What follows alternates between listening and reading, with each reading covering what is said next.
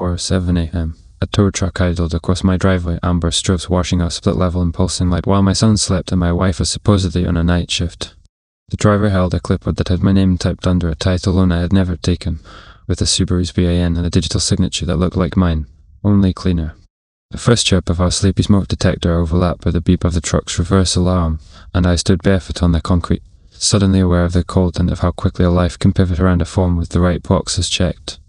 Boise is quiet before sunrise, especially a block off Cassia Street where the cottonwoods lean across old sidewalks and mailboxes wear chip paint like badges.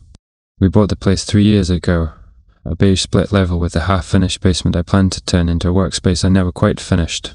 I'm the assistant manager at a hardware store over on Overland Road and I do small jobs after hours fence repairs, swamp cooler swaps, the kind of work for the kind of neighbours who still bake banana bread for Christmas.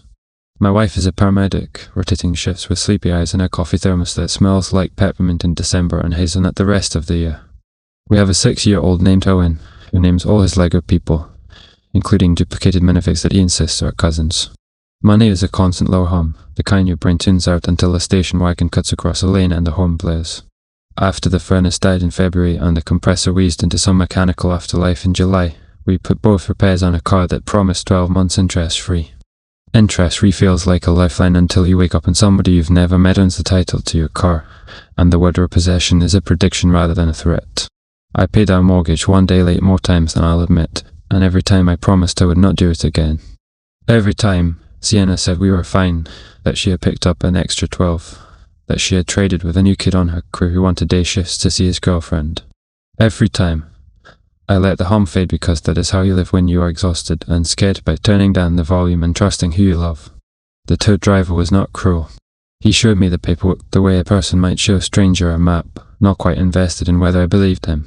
The printout had a case number from a lender I did not recognize, a Boise area code, and a notarized power of attorney that made my stomach do a slow cold roll. I asked him, without using the kind of words I would have to apologize for later, to please not attach anything to my car while I made a call, and I went inside, leaving damn footprints that smeared on the kitchen tile. Owen's lunchbox sat on the counter open-mouthed, the dinosaur thermos waiting for milk, and beside it lay the peppermint thermos Sienna had not taken to her supposed night shift. I called the number and listened to the usual recordings, the kind that say you are important and that the call may be monitored, which always feels like the lie that hides the bigger lie. I recited my address and last four and answered a question about the model of the car I drove in college that I got wrong because it had been a junk I bought half on cash and half on a handshake, and apparently that excluded me from something called step-up verification.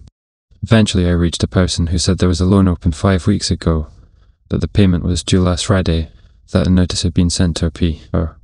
box in Meridian that I did not own. I said I could send my driver's license, my mortgage statement, my face if they needed it.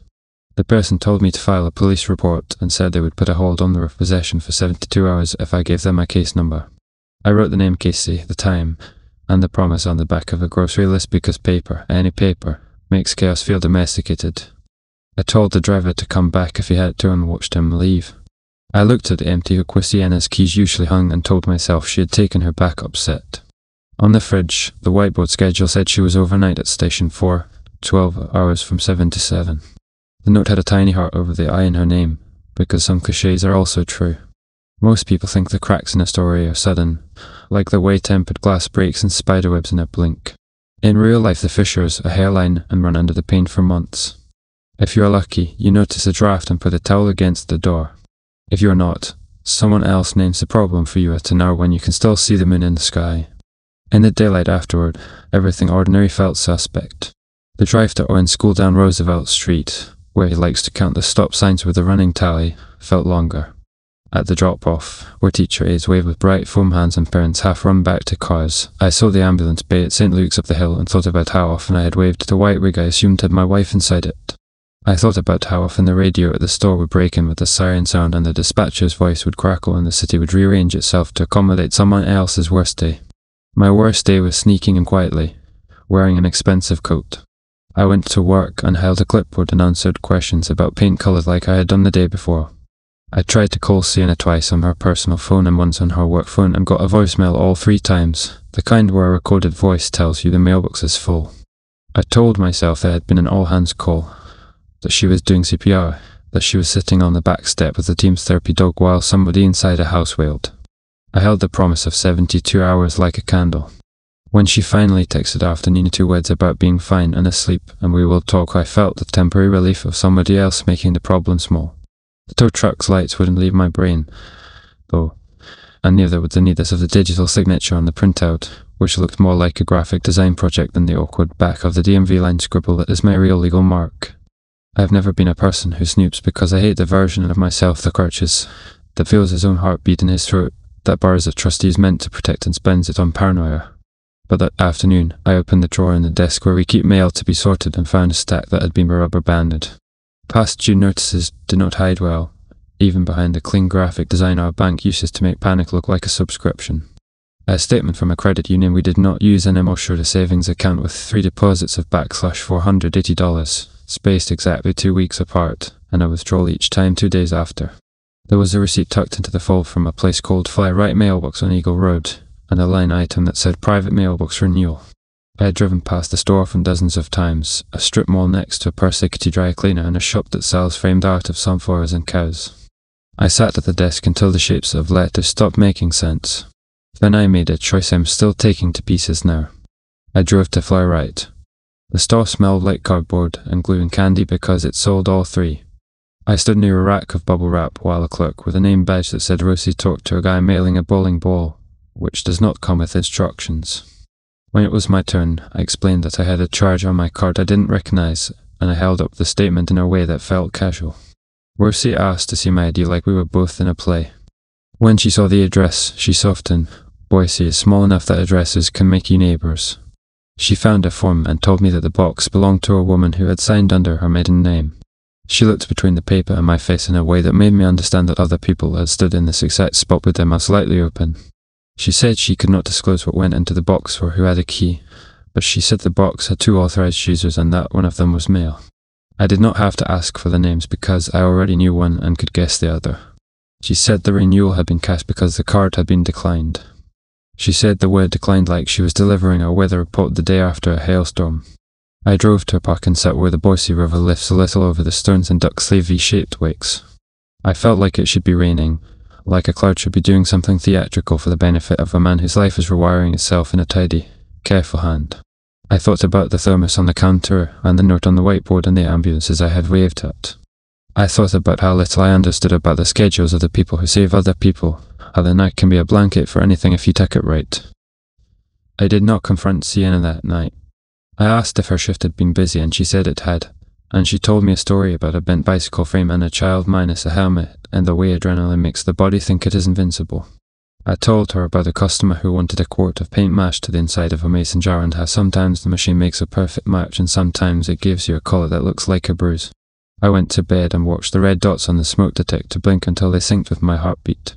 I told myself that marriages have rooms you do not go into every day, that people do things they cannot explain to themselves until they can. I told myself that our son's permission slip was due and that I needed to sharpen his pencils and that work had a meeting at 8 about shrinkage and inventory loss. If the tow truck was the first domino, then the next fell the following afternoon when the bank called me at the store.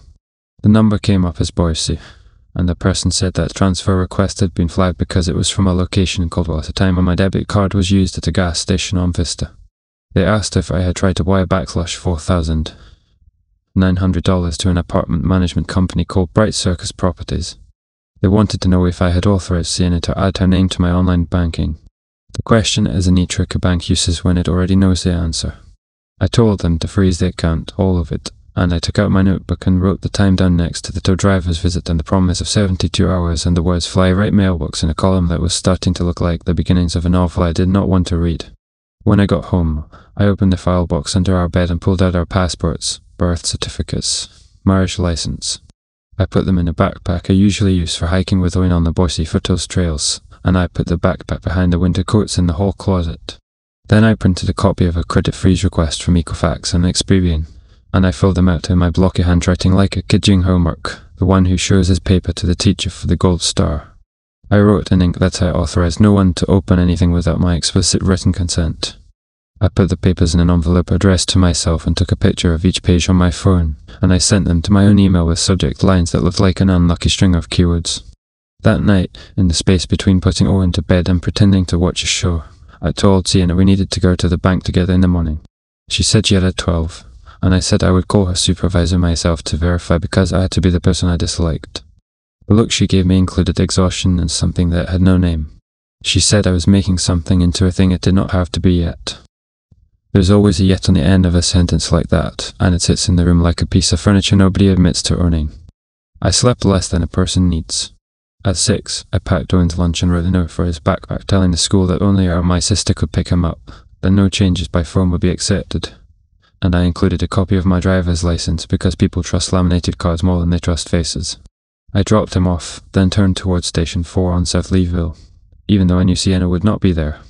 A firefighter with sleep-flattened tape told me the ambulance had gone back to quarters at 3, that the paramedics were doing reports, that he had not seen Sienna since shift change the morning before. He was kind in the way people who work in bad news industries often are, and he used a voice that belongs to chaplains and good teachers. He asked if everything was okay in the way someone asks without needing the answer. If you have never asked a stranger to be a witness to your life, I do not recommend it unless you have no other choice. I drove from the station to Owen's school and asked to meet with the principal. I had printed out the tow notice, the bank transfer alert, the mailbox receipt. I told the principal that my wife and I were in the middle of something complicated, that I needed the school to remove all non-family emergency contacts until further notice. The principal asked if there was a court order, and I told her I had a police case number for the identity theft report, that I was in the process of meeting with a lawyer, that I would give her anything she needed. She pulled up the student information system and showed me the screen, because a public school is also a community and sometimes the principal positions herself like a dam in a river that wants to change course. There, under the contacts, was a name I had never seen paired with my son's, and a phone number I did not recognize. It had been added 6 weeks ago. The timestamp on the change lined up with the first deposit into the credit union account. The principal printed the screen and handed it to me the way someone gives a person a tissue after a punch to the nose. I walked out into the hallway with the coloured fish hanging from the ceiling and the smell of cafeteria pizza trying to be stronger than the smell of bleach. I called a number from the piece of paper. It went to voicemail with a message that had no name, only a warning about callers blocking the number. I saved the voice file the way one saves weather alerts.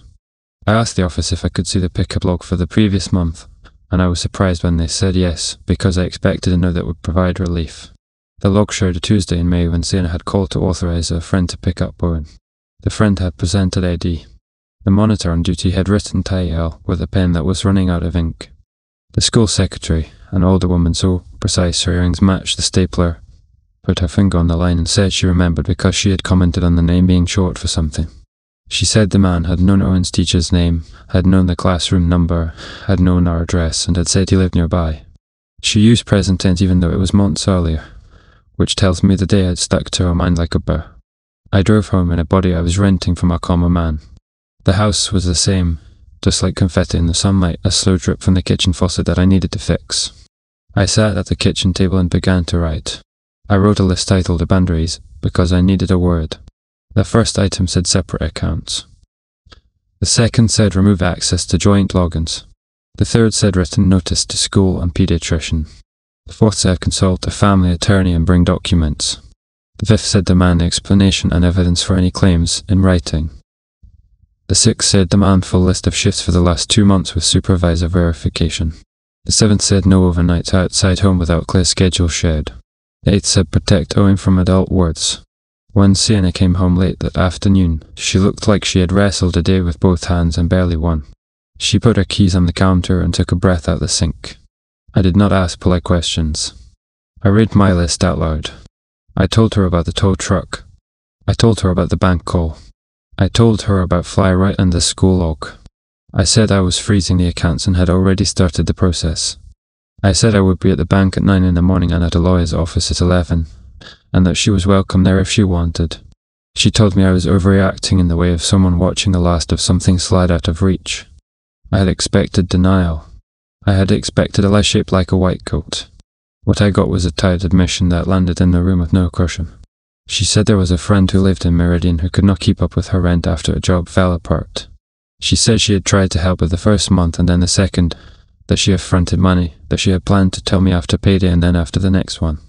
She said she had used the mailbox because the friend had a roommate who took mail, and my wife can organise a triage. She said the school pickup had been an emergency when she was out in Nampa and I was at work and my phone was off, that she had told him her friend was safe and trustworthy, that it had been one time, that she was sorry. The words sat between us like they had taken off their shoes and planned to stay. Something I learned in that moment is that apologies can feel like someone handing you a glass of room temperature water while the kitchen is on fire. You are grateful and resentful in equal measure, and the worst thing is you still drink it. I told her that people who cannot pay their rent do not help themselves by co-signing onto a hidden mailbox or by learning a child's classroom number. I told her she had to pick one storyline. I told her I would not be the person who learned a new emergency contact through a printed log in a school office because I had been standing there with my driver's license promising to keep our son safe. She said the friend meant nothing to her in a way I feared, that she had been a medic on a call where the friend's partner had died, that she had become involved in fixing what could not be fixed, that she had replaced grief with logistics and had not noticed the ship it made. She said I made her feel like a criminal. I did not tell her that she had been a criminal by a certain definition, the one for signatures and property titles and the quiet kind of theft that is not measured in dollars. We did not decide anything that night except to sleep in separate rooms. I moved a pillow and a blanket downstairs to the half-finished space that had seen more plans than progress. I lay on the carpet in the quiet and felt the house groan in its own old bones. I woke at 3:12 a.m. and listened to the refrigerator cycle on and off and thought how determinism is a comfort until it isn't. Morning brought schedules on rails. I took Owen to school with an extra kiss and a green post-it note in his lunchbox that said I loved him with enough specificity to pass a lie detector. Then I went to the bank and sat with a woman whose nails were professional and whose eyes were kind, and I signed forms and showed copies and gave the police report number. We froze the joint checking. We opened a new account in my name only. We set alerts for any attempts to link external transfers. We printed out audit logs that showed IP addresses where logins had occurred, a list of times of places. One had a Meridian IP at 1:22 a.m. 3 Sundays prior. I printed that because paper can be a doorstop that holds the door open while you breathe. At 11, I sat in a family attorney's office that had framed degrees and a potted plant that needed water and a candy dish that never empties. The attorney listened while I described what had happened and what I feared. She said words like status quo and temporary orders and emergency motion, and she asked me how much I wanted to set on paper and how much I wanted to leave to an old faith. She said we could file a petition that would restrain both of us from moving money or moving our son without notice, that it would protect the school from accusations and protect us from panicked decisions. She said we should send a letter to the school and to our pediatrician documenting who had permission for what. She said if there was a third party involved in a way that touched our child, the court would want to know. She told me to go home and write everything I had learned with dates and times and to keep writing even when it felt theatrical. The first twist after the tow truck and the mailbox and the school log made all of those look like set pieces. That afternoon, the pediatrician's office called to ask about a change in insurance that had been submitted. They had our primary plan on file, but someone had provided a secondary policy listing Owen under a different last name, with a different primary adult. The billing specialist said she had flagged it because the birthday was right but the middle name was wrong by one letter. I drove to the office and asked to see the form. Under responsible party was a man's name I did not recognize, a Meridian address, and my son's name spelled with a single N. The phone number matched the one on the school log. I do not remember leaving the pediatric clinic's parking lot. I remember a stoplight where the world looked 2 clicks too bright and people smiled inside their cars like their mornings were soluble. I went home and pulled the file box out from under the bed again and put the whole thing in my backpack. Then I went to the UPS store on Overland, because the notary there had stamped the power of attorney on the title loan paperwork, and I wanted to ask the notary to look at the signature and the ID that had been presented. The woman behind the counter had a stamp pad and a line of people and the patience of someone who had learned to ignore size. She listened and then pulled up a log, and she said that a woman had presented a power of attorney signed by me, that the ID scanned had been mine, that the last 4 on the card matched the one on the form. I told her my wallet had never left my possession. She said the person had also presented a second ID under a temporary tag that matched my face. She used a word overlay that I had to Google later, a way to put a different name over the face in the picture, something that fools scanners that just want someone else to be responsible. She said she remembered because the person had been very neat, polite, practiced. She said she had told her manager later that it had felt too clean, like a room staged for a real estate listing. Her manager had shrugged because the right boxes had been checked. That night we hosted a family dinner we could not cancel at the exact moment we should have been in separate rooms writing separate statements for a judge. Sienna's parents drove in from Nampa, bringing a casserole that could feed 6 and a pie from a place that advertises in the church bulletin. I set the table like a decent person. We ate food that was good and talked about the price of gas like a version of ourselves from a parallel universe. I had been planning to say nothing because a family dinner did not seem like the right stage, but I am not a good actor when props are wrong. I put the tour notice and the pediatric insurance change and the school contact sheet on the table beside the salt shaker. I said I needed help making sense of a morning and afternoon that had intruded on our life. I watched people's faces rearrange themselves the way houses do when a real estate listing is staged with fake plants. Sienna's dad asked how a mailbox could be opened without an address attached to it that we should. He said he had worked a job for 20 years where details had been his currency. He used the voice of a man who has refused to drink for 30 years and does not miss it. Sienna's mother asked if there had been a misunderstanding at school because people are underpaid and make mistakes, and you can hear compassion become condescension in the last syllable if you know the person. I did not raise my voice because I needed the witness of people who would later tell a judge I had spoken like a human. I said I was not accusing anyone of the worst, although I was. I said I needed to assert boundaries. I said I was freezing accounts and had already done so. I said I would be filing a petition in the morning to prevent either of us from moving money or our son. I said I would be asking for a schedule on paper, verified by supervisors, for any overnights or extended shifts for the next 6 weeks. I watched Sienna's cheeks go the colour of the pie filling, and I watched her father look like someone had switched lines on him mid-shift. The room split along lines I could not have drawn ahead of time. Sienna's mother said I was humiliating her daughter. Sienna's father said I was doing what a man does when his house is on fire. He put his fork down between us like a divide. Owen, who did not understand why there were papers on the table but who saw them nonetheless, asked if he could watch cartoons. I told him yes, and later I told him that the grown-ups had to talk about rules the same way we talk about bedtime, without making it sound like we were deciding who loved him. After the dishes, Sienna and I stood in the kitchen facing the sink like people in a domestic painting. I asked her to tell me who the man was and why his name was on the school and pediatric forms. She said he was someone she had met on a call after an overdose, that he had been a boyfriend to the deceased, that he had nobody in town, that she had helped him because he had helped her breathe after a very bad night. She said she had been to therapy exactly twice, that she had found the voices unhelpful, that she had found the action more so. I asked her how action justified forging a signature. She said she had not forged anything, that she had a form I had signed months ago for a different purpose, that she had reused it, that she had expected me to yell in April and to forgive by May. She said she had put the man as an emergency contact for the school because he lived closest to the school. She said it had been one of those forms you fill out without thinking because somebody asks you to, the way you say your email address 15 times in a store. When I was young, my mother told me that people are either liars or storytellers, and that the difference is whether the story lines up when you turn it around and shake it. I turned the story around in my hands and it rattled. I drove to the Meridian address from the pediatric insurance form. Bright Circus Properties managed a squat building painted a bland optimistic beige with a thin strip of rock at the base to make it look more expensive. The leasing office was closed. The lobby had a bulletin board with complaints about dog waste and a flyer about a food truck night. The mailboxes were each labelled with a number and a list of names typed out in neat columns. I looked until I saw my wife's maiden name under a unit number, paired with another name that matched the insurance form. I took a picture. Then I sat on a bench and waited like a person who needs to confirm the world as mass. At 5:43 p.m., a man came through the side entrance wearing scrubs that were not from Sienna's ambulance company. He was thin and looked like someone had wrung him out and hung him up in the sun. He carried a grocery bag and a package with a logo from Fly Right Mailbox. He pressed the button for the elevator. He did not look my way because I was a bench. The elevator opened on the second ding and closed on a mirror reflection of a man in a bowl cap who did not want to be there. I went home. I printed the picture of the mailbox list and I put it on the kitchen table next to the others. I went into the hall closet and moved the coats until I could reach the backpack, and then I took the passports out and put them in the safe deposit box at our bank. I put a note in the backpack that said where they were now in case a future version of me wondered and rummaged and cursed my past lack of labelling. The next morning I was waiting at the school at 7:40 when the staff opened the office. I handed the principal a letter I had written the night before requesting that only I and my sister pick up Owen, that any change required a notarized letter agreed upon by both parents, that I would provide the court order by the end of the week. The principal made a copy and stapled it to the student file and initialed the top corner. The secretary slid the file back into a grade labeled drawer. These are small sounds, and yet they make a person's internal organs settle.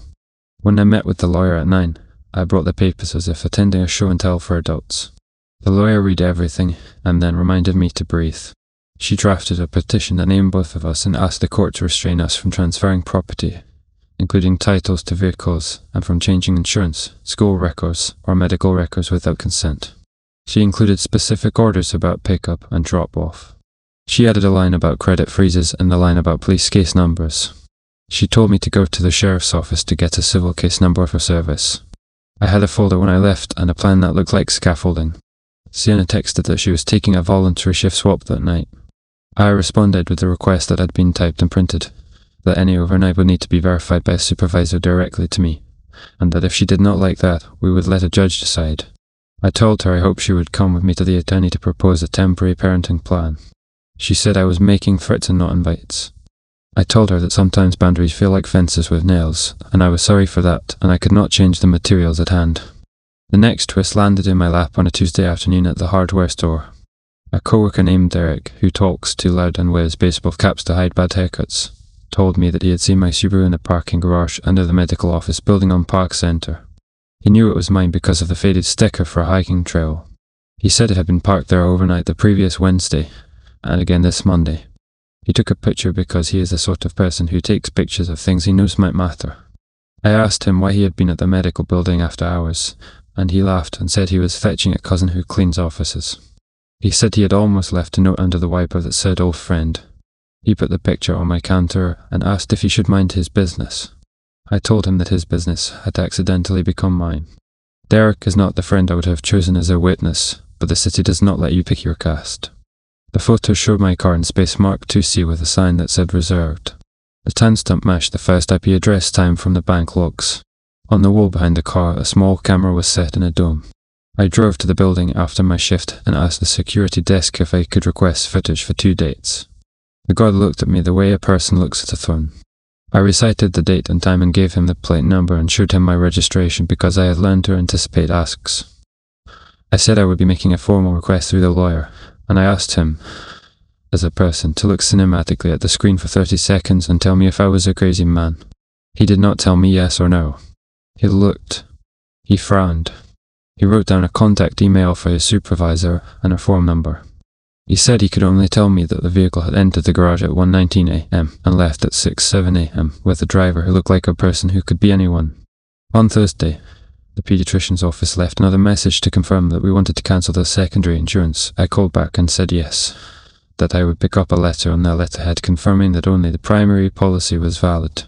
They printed it and had me sign. I put the letter into the folder that was fattening like a goose. I asked if Oren's chart showed any other changes, and the nurse looked at me without blinking and said that there had been a login to the parent portal from a new device. She said they had flagged it and had locked the account. She said she would send us a code by mail to reset it. She said the last visit had been for a sore throat and that anyone would have put popsicles on the list. I walked out thinking about a man whose name shared a space with my son's on a mailbox in the door intercom. Another twist arrived from a place I did not expect. The credit union where we had opened our first account after getting married, a tiny place tucked into a strip mall near Franklin, called to verify employment on a small personal loan. I asked what they meant because the account we had with them was closed.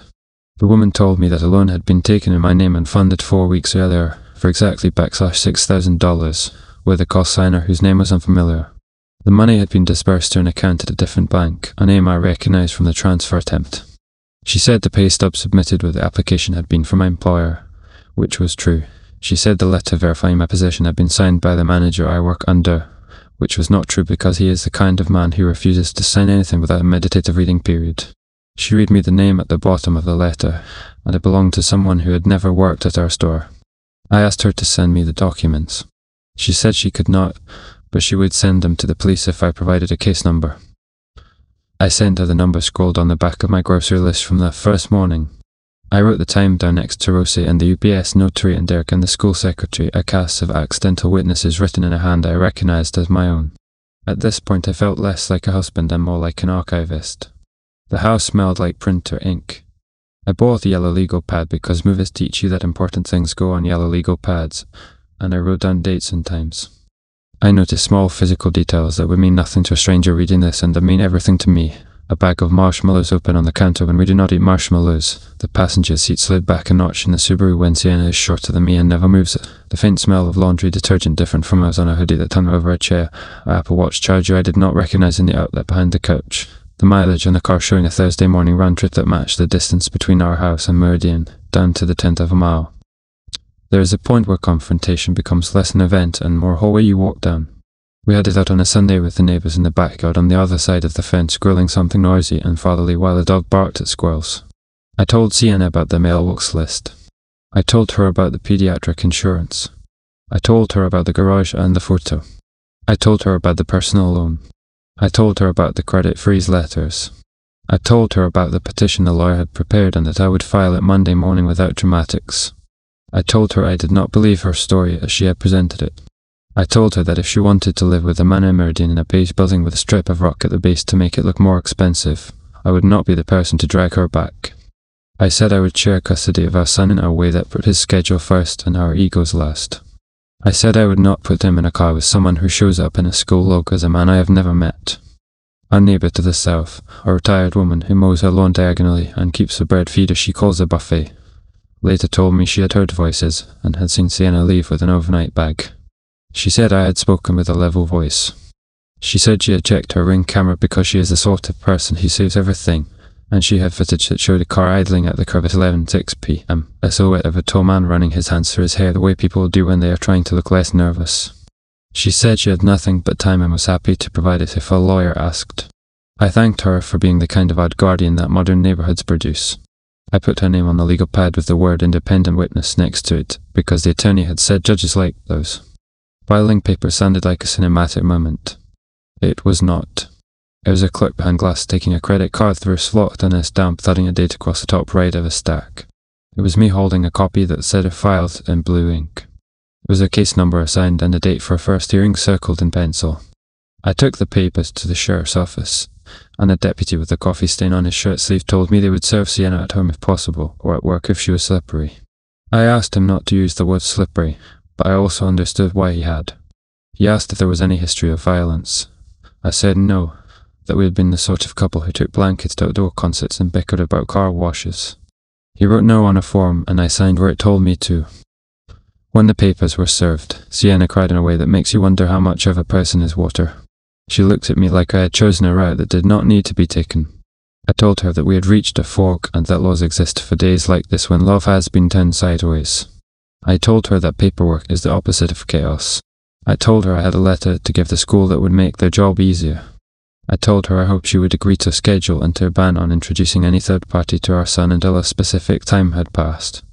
I said that if the third party was important to her in the way I feared, she could ask a judge to consider it later. She said I was making our life into a court show. I said our life had been a court show I had not been invited to attend, and now I was. Our first day in court was less dramatic than our family dinner had been. The judge looked like he preferred fishing to reading, and the clerk called our names with a cadence. Our attorney spoke, and Sienna's did, and words flew past like birds you try to name and fail to identify. A temporary order was issued. It restrained us from transferring funds or moving assets. It put our son's schedule on paper and gave the school and the paediatrician a copy so that nice women with earrings that matched staples could point to something official when someone tried something unofficial. It said neither of us would change insurance without consent, and that emergency contacts would be limited to a list with 2 names. It said overnight shifts must be verified by a supervisor's email and that my sister would be the contact if both of us were unavailable. It said words like status quo and best interests and left us in the hall with manila folders and a new quiet. If the story ended here, with a legal pause, it would be the kind of tale that drifts back to routine. It did not end here. 2 days later, I received an email from the bank's fraud department with a PDF that contained the audit trail of the title loan application. It listed the device used to sign, a model number of an iPad, and a physical location down to latitude and longitude at the moment of signature. The location was the Meridian apartment. The timestamp overlapped with the shift schedule Sienna had texted me for a night she had claimed to be at Station 4. The audit identified the IP address as registered to an internet service provider that provided bulk accounts for multi-tenant buildings. The signature had been executed at 1:03 a.m. The app recorded a selfie of the signer as an anti-fraud measure. The image showed a corner of a face, one cheekbone and a curl of hair, and a fingernail painted a colour I had seen on my wife's hand the week before. I do not believe in smoking guns, but I believe in photographs taken by software that hates liars. I forwarded the PDF to the police detective assigned to my identity theft case. He wrote back that this would help. He logged it under the case number that had been born on my grocery list. He wrote words like appropriate charges and referral to the prosecutor, and I sat on the kitchen floor because sometimes gravity is heavier. Sienna insisted, in a later message she sent that read like it had been composed in a moving vehicle, that the iPad had been borrowed by someone, that she had made bad choices but that she had not meant to put me in legal danger. She said the man had pushed and that she had been tired. She said tired like it was a thunderstorm that had knocked out the power and ruined the food in the fridge. I texted back that exhaustion is not a legal defence. I told her that if she wanted to salvage even a remote version of herself for our son, she needed to stop making me uncover pieces of her life. She needed to put it all on paper and hand it to me, to the court, to the bank, to the school, to the paediatrician. I told her we could still present to the world as people who had made mistakes and had put fences around them. I said that the alternative was presenting as people who had allowed an unvetted man to pick up a child once and to sign a name on a title. I told her I did not want to hate her. Sometimes I worry that I have begun. Some of you reading will ask why I did not throw everything in the bed of the truck and drive. The truth is there are children and there are mortgages and there are jobs and there is a knowledge that leaving messes for someone else to pick up makes you a different kind of person. The other truth is that walking away would not unmake the mailbox, the school log, the title loan, the garage. It would just put me further away from the pile of paper that has become my life, and I would still have to deal with it, only with worse lighting. The next reveal came from my health axis, the one we had managed to avoid naming.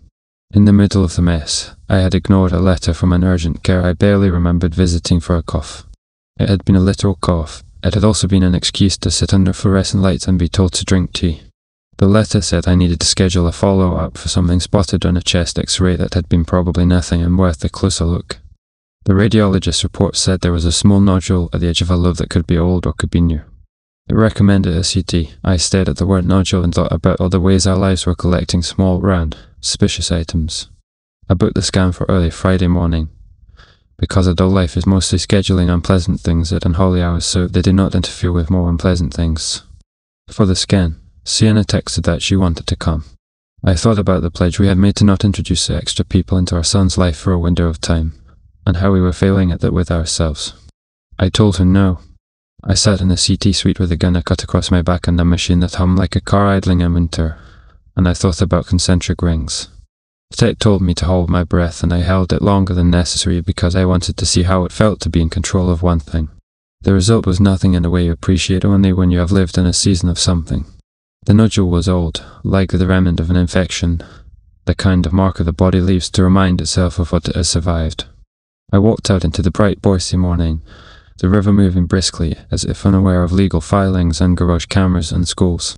I bought a pastry for my son and a coffee that tasted like a small mercy. A week later, we stood outside at a community fundraiser for our own school. There were hay bales for sitting and a girl sending up smoke-like signals and a raffle with a ridiculous prize. Neighbours made small talk and asked after jobs and the costs of lumber. The principal, who had become both administrator and witness, stood under a pop-up tent with the PTA president handing out wristbands. I approached and handed over cash and said without saying that the papers in her files were being followed. She nodded in a way that made me feel seen as a person and not just as a folder. It was there, in the public space where people misinterpret everything, that Sienna decided to present her case. She pulled me aside near the cornhole boards and told me she had ended it with the man, that she had cancelled the mailbox, that she had gone to her supervisor and confessed to using a swap as cover on nights she had not worked. She said she had been suspended for 2 weeks without pay. She said she had told the man he was to have no more contact with any of us. She said she would sign anything I put in front of her that allowed her to remain a mother who picked up her son from school. She said she had scheduled therapy every Tuesday at 5. She said she had kept messages from the man where he had pressed and prodded and praised and punished, that she could show them to the court if it would help, that it made her look stupid and she did not care. She used the words groom and grief and said both as if they tasted metallic. I told her to send everything to my attorney. I told her to put it on paper.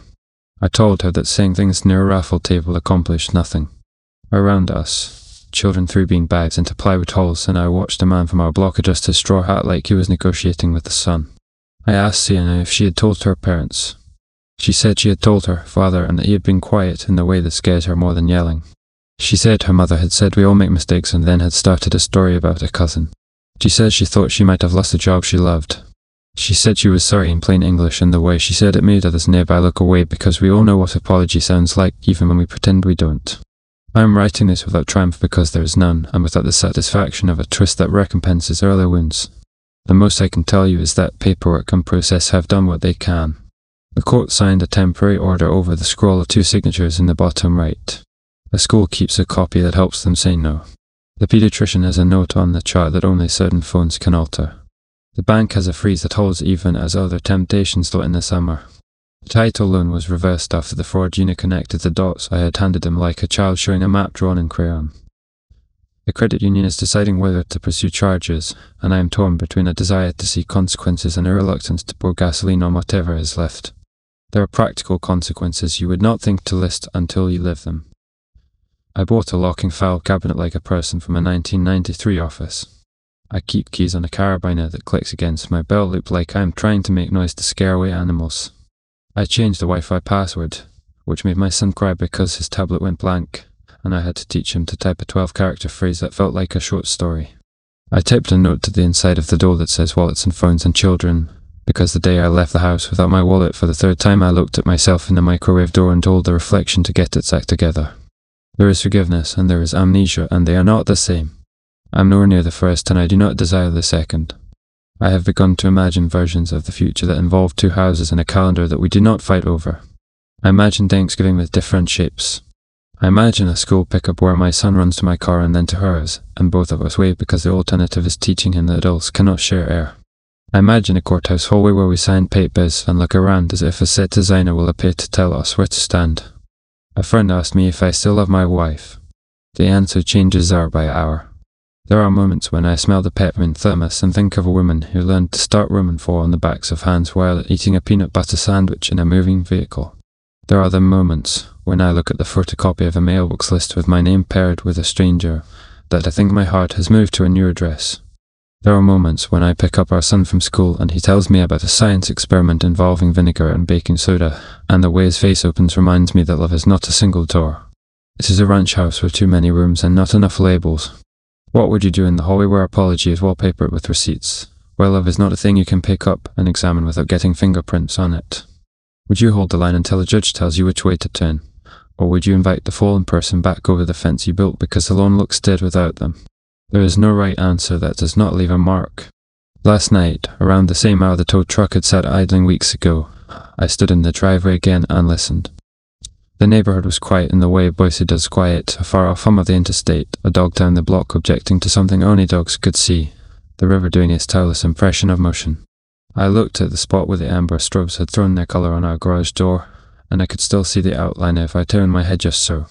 In the window of the living room behind me, a small red LED blinked from the charger I had moved to a higher outlet so my son would not trip. The blink looked a lot like the one on the smoke detector, and for a second I could not tell which belonged to which. The wind shifted, and the cottonwood leaves showed their paler sides.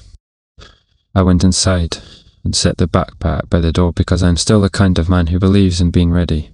Then I sat at the kitchen table and wrote this, and the only sound was the slow rhythmic drip of the faucet I have not managed to fix, measuring time in a house where nothing is truly quiet.